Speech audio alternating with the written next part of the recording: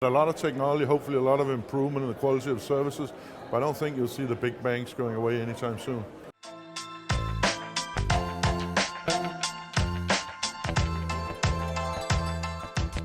We're here in New York with Lars Seier Christensen, the co-founder and former CEO of Saxo Bank.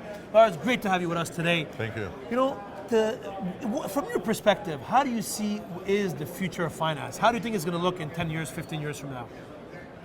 That's a big question. I would say there's going to be less change than a lot of people think because the incumbents are very, very strong.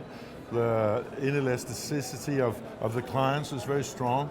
So of course there's lots of room for disruption, but I think you'll actually see less than you dream of today because it's hard to move banks. It's hard to take out the big incumbents in there.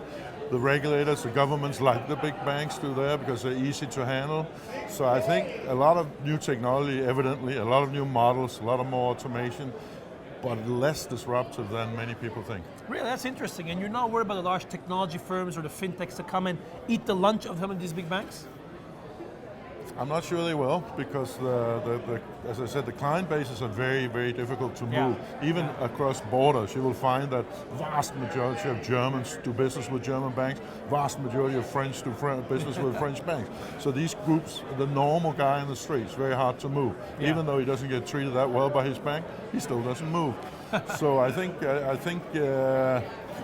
also the governments, regulators have a very strong interest in maintaining a manual system. They're not particularly interested in big tech players coming in there playing a role, and they have a lot of influence, as you know. Of course. So again, I think you'll see a little less disruption than everybody would think, right? But a lot of technology, hopefully a lot of improvement in the quality of services, but I don't think you'll see the big banks going away anytime soon.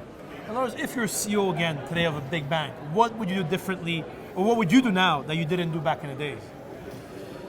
Well, I think we did the right thing back in the days because we did go into technology at a very early stage, and that created we weren't a bank when we started. We were a tiny little operation, and in the end we did make a reasonably substantial business because we deployed technology, because we were early adopters of the internet, and we saw that opportunity. So I would actually look very, very closely at the blockchain space. Yep. I would look very closely at the distributed blockchain, not the private blockchain, because that's just a different type of database, to be honest, right?